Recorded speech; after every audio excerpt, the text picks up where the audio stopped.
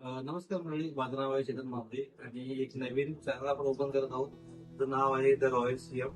तर परवा मी गेलो होतो गावी, माझ्या गावी मस्तपडी तालुक्यामध्ये. तर तिकडे एक उन्हवली गाव आहे पालवणी पालवणी फाट्यामध्ये. तर त्याबद्दल तुम्हाला हे व्हिडिओ पुढच्या व्हिडिओमध्ये तुम्हाला पूर्ण माहिती तुम्हाला शेअर करतो. मित्रांनो नमस्कार, माझं नाव चेतन. सध्या मी आहे उन्हवऱ्या गावी, मडनगर तालुका, आणि मला वाटतं पालवणी त्यांचं हे येतं, पोस्ट येतं. खूप चांगलं वाटतं इकडे, पण ज्याप्रमाणे पर्यटन स्थळ व्हायला पाहिजे तेवढा विकास इकडे झालेला नाही आहे. खूप शांत वातावरण आहे इकडे, पूर्ण शांत. आणि आपण बघू त्यानंतर की उन्हवरे हे नाव का पडलं आहे या गावाला. कारण इकडे गरम पाण्याचा झरा आहे, सिंगल झरा आहे. पण इकडे आम्ही यायचो लहानपणी म्हणजे हे तुमच्या मागे बॅक साईडला जे आहे डोंगर, तिकडून आम्ही यायचो. आंबवणे गाव आहे मडनगर तालुक्यातील, तर तिकडून आम्ही चालत यायचो लहानपणी, जेव्हा 5वी-6वीला होतो तेव्हा. आणि तेव्हा आम्ही चालत येऊन इकडे महाशिवरात्रीला यायचो. तर महाशिवरात्रीला खूप गर्दी असते, जत्रा पण असते इकडे, आपण मंदिर पण बघू. पण सध्या इथे कोणच नाही आहे. आज सोमवारी हे आहे, देवदिवाळी पण आहे. तर पर्यटन स्थळाप्रमाणे हे जे विकास कामं व्हायला पाहिजे इकडे, ते नाही होत आहे. तर लोकप्रतिनिधी आपले आहेत त्यांना मी सांगू इच्छितो की थोडंफार इकडे जर डेव्हलप झालं तर आपण मडनगर तालुक्यामध्ये छोट्या स्थळांना आपण जास्त प्राधान्य देऊ शकतो. हे झाड तुम्ही बघू शकता, हा आंब्याचं झाड आहे. लहानपणी आम्ही 4थी बाजूला जेव्हा आलो होतो, खूप खूप मोठं झाड होतं हे. शाळेत त्याला वाळवी लागून ते पडलं आहे. पण आता तर हे 1-2 वर्षामध्ये पूर्ण संपून जाईल ते. महाराष्ट्रामध्ये भरपूर असे कुंड आहेत उन्हवरे, जिथे आपल्याला उन्हवऱ्याचे झरे मिळतील. पण मडनगर तालुक्यामध्ये मला वाटतं हे एकच उन्हवरे आहे, जे एकच गाव आहे. त्याची साफसफाई आय थिंक बरोबर जर केली, चांगलं बनवलं, तर खूप चांगलं पर्यटन स्थळ होऊ शकतं.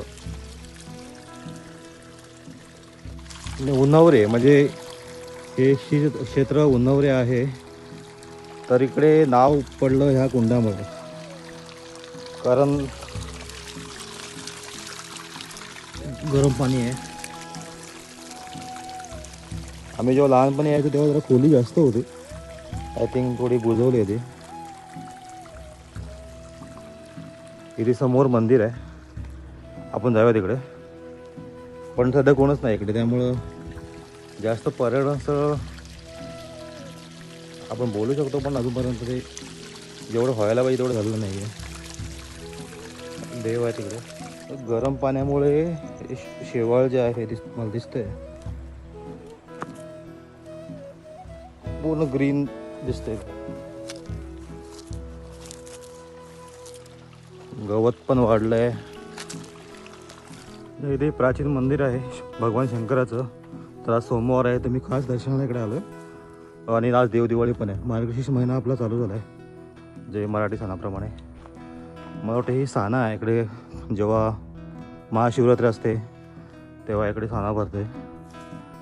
तर आपण एंट्री करूया. साफसफाई बरोबर नाही झालेली अजूनपर्यंत.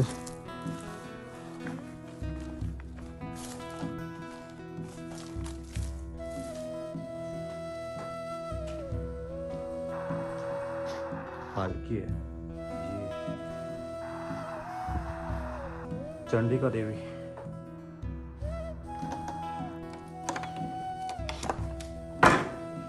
चंडिका देवीचं मंदिर आहे ॲक्च्युली.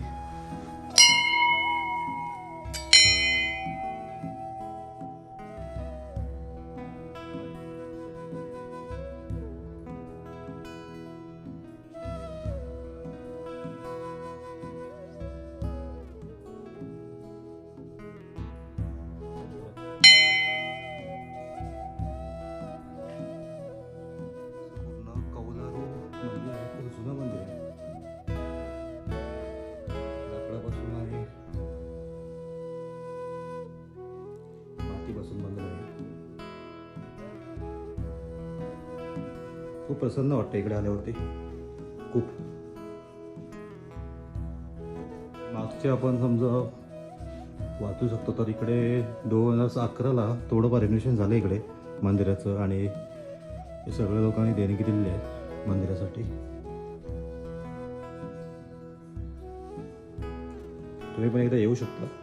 उन्हावरेमधून आहे. यायचं कसं मंडणगड ते पालवणीवरून एक फाटा फुटतो उन्हावरीसाठी. आणि उन्हावरीवरून आतमध्ये कच्चा रोड जातो. तो कमीत कमी 3 किलोमीटर असेल कच्चा रोड. ज्याप्रमाणे दापोली तालुका हा पर्यटन स्थळाप्रमाणे जास्त पुढाकार घेतोय, पुढे जातोय, त्याप्रमाणे मंडणगड जाताना दिसत नाही आहे. तर मंडणगड तालुक्यामध्ये खूप सारे मंदिर आहेत, खूप चांगले पर्यटन स्थळं पण आहेत. पण त्याचा त्याप्रमाणे विकास व्हायला पाहिजे तेवढा विकास होत नाही आहे. तर आपले लोकप्रतिनिधी आहेत त्यांना मी एवढीच इच्छा प्रकट करतो की मॅक्झिमम जसं मंडणगड किल्ला आहे त्याची डागडुगी थोडी झाली पाहिजे. चांगले झाले पुरातन आपल्याकडे मंदिरं आहेत, जुने मंदिरं, त्यांना पण तुम्ही एक निधी जर प्राप्त करून दिला तर आपले गावापासून तो आपण निधी यूज करून आपण त्या आजूबाजूचा परिसर आपण सुधारू शकतो. जसं हे उन्हावरे आहे इकडे, म्हणजे इवन चांगलं मंदिर असून उन्हावरे गरम पाण्यात जरा हा मंडणगड तालुक्यामध्ये पूर्ण एकच आहे. तो एकच उन्हावरे असून सुद्धा इकडे तसं पर्यटन स्थळ व्हायला पाहिजे तेवढं नाही होत आलं आहे. तर थोडं लक्ष द्यावं लागेल प्लीज. मित्रांनो, मला पण निघायचं आहे आता मुंबईसाठी. तर मी आलो होतो पालवणीमध्ये माझे सासूरवाडी आहे. तर माझे घरचे लोक बोलले की आज सोमवार येतं, एकदा तुम्ही तर वेळ असेल तर जाऊन या उन्हावऱ्यामध्ये. मला वाटतं ते बोलले की खूप लोक असतील तिकडे सोमवार आहे त्यामुळे, पण कोणच नाही आहे आज इकडे. तर दर्शन झालं देवांचं. आता मी निघतोय मुंबईला जायला. थँक्यू. आई चंडीगड देवीचं दर्शन घेऊन आपण निघालो आहे. तर आता आपण जाऊ डायरेक्टली माझ्या गावी रत्तांबेवाडीला. घोसाळे रत्तांबेवाडी माझं गाव आहे. इथून जवळजवळ 40 किलोमीटर लांब आहे आणि तिकडून मग दुपारनंतर मुंबईला.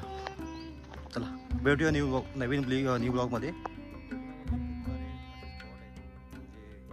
लोकांना नाही माहिती आहेत, गावकऱ्यांना माहिती आहेत, पण ते जास्त करून प्रचलित नाही आहेत.